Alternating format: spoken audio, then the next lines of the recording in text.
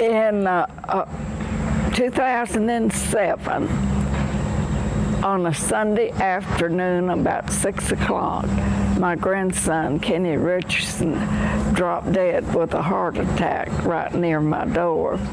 And after that time, my family decided that I really needed to get away from there. And we came to look for a place for me to stay because I didn't want to move out to the farm right then. Marilyn and Nolan had too many things to do, and I thought I would be more lonely there. Anyway, as we came by here, this lady was cleaning the house. Her parents were moving out, and we just rented it immediately, and here I am at number 30. And love my neighbors, and we have a wonderful center where we meet and play dominoes. See my pansies? They're artificial, but I get some color. And then I have to keep these vines wound up or the wind will blow them away.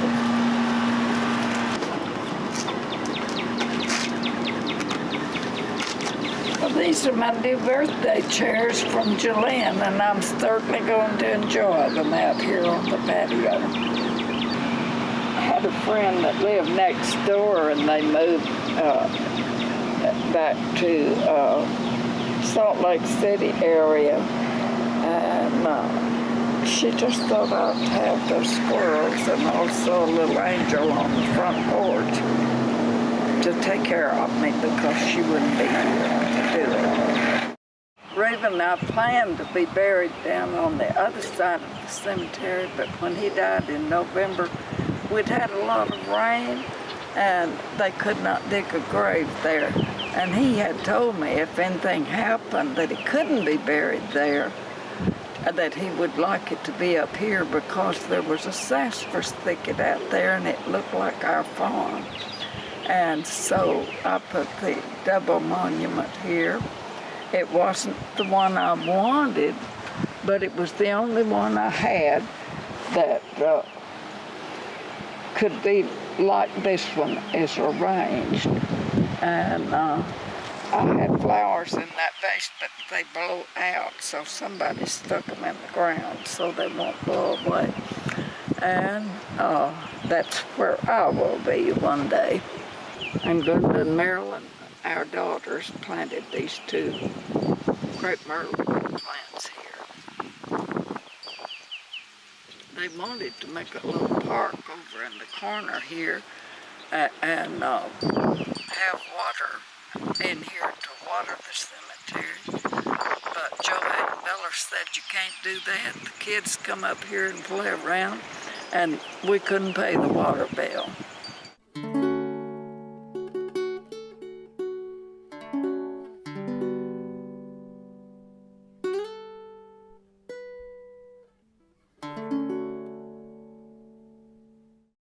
Taught you how to cook so well? I don't know. I think I learned a little from Aunt Nora, a little from grandmother, a little from Reba's mother. Mostly, I get ideas and I try them, and if they don't work, I do it another way until it works. And when I was first married, I'd never seen a cookbook. We didn't have cookbooks. And so it was all in your head. If it didn't work, it was because your mind wasn't working, I guess. Eventually, I was able to do most everything I needed to do. And it's a pinch of this and a dash of that with me.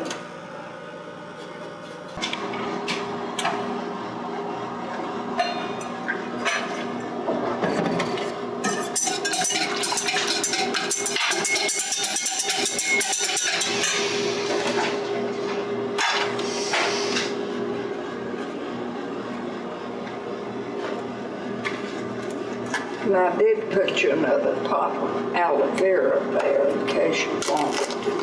Oh, I do.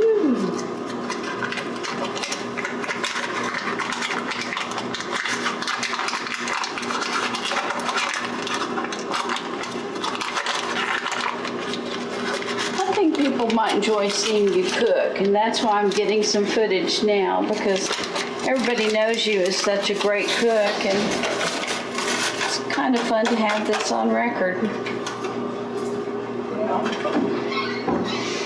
I could tell you all kinds of stories about the cookbooks I own, which I seldom use. But I do have them. And I usually have a recipe in each one of them that I really use. And then, when I need it in a hurry, can't remember which cookbook it's in, so I have to use my memory, what I have.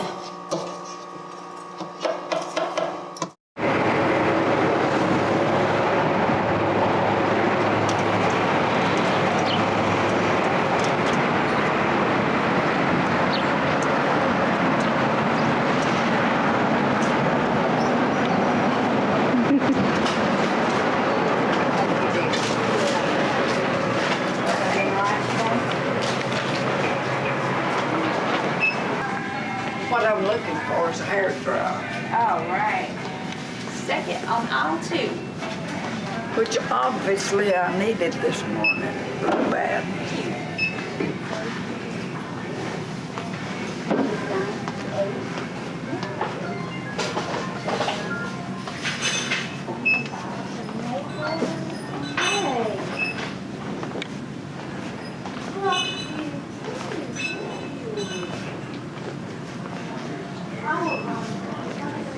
Well, I see everything else.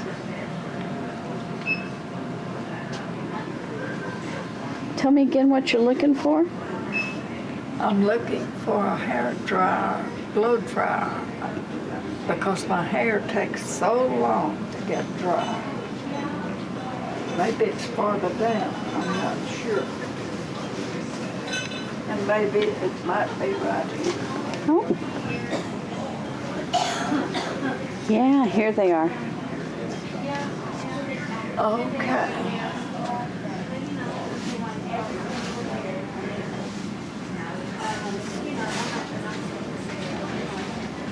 What are you looking for in a hairdryer? Just one little dry my hair. I'm not worried about what it looks like. And that's, I don't use it.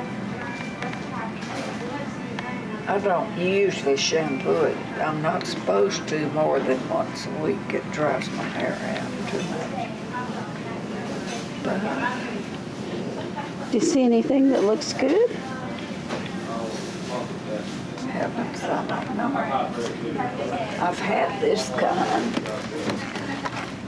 but it was before the one I have now, I think.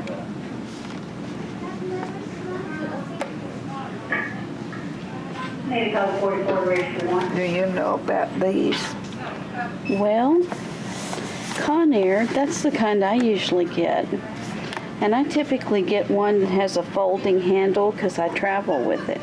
Well, I don't need that. Okay. Well, those are pretty reliable hair dryers, so I'd go for the one that's the best price for you. Yeah, I think so. And that looks about like the best, doesn't it? Uh-huh. I don't think this one's been folded, but I'll get this one just in case.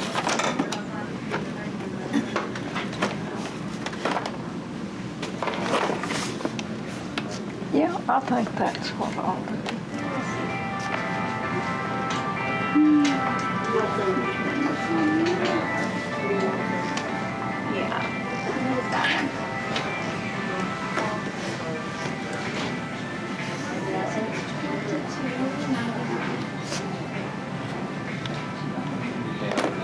Can't open that one.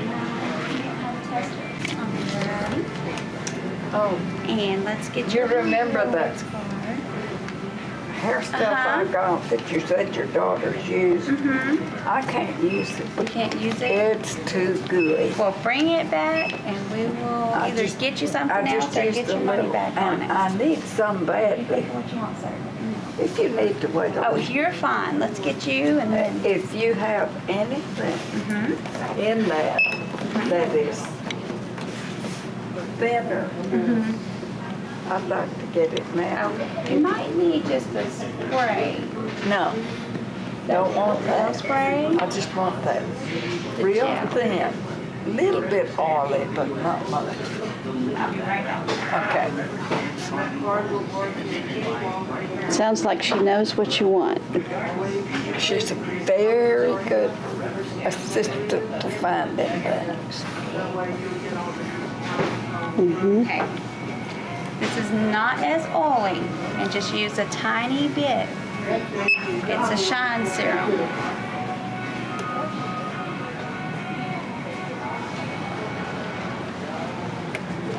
You wouldn't use that much. It's kind of the same thing as the silk drops. Okay. That they You don't sell. have that anymore. Okay.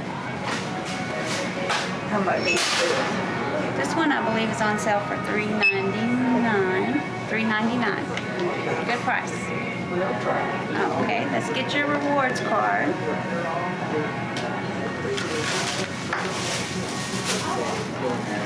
We couldn't deal with that. I've been to Katie and, Online order. You have a good day. Stay oh, I sweet. will. We're having a ball. I know. Happy Mother's Day to you. Thank you. Thank you. Bye. Bye-bye.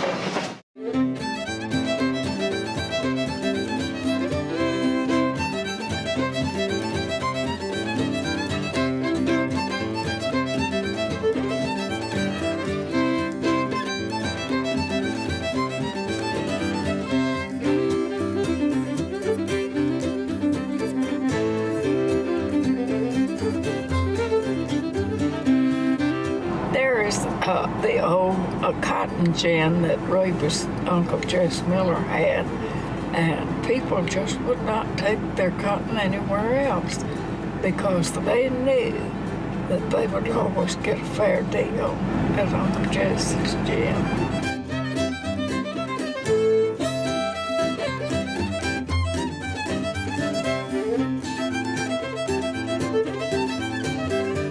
George Ross Abernathy lived on a house on that lot. And it looked very much like this one.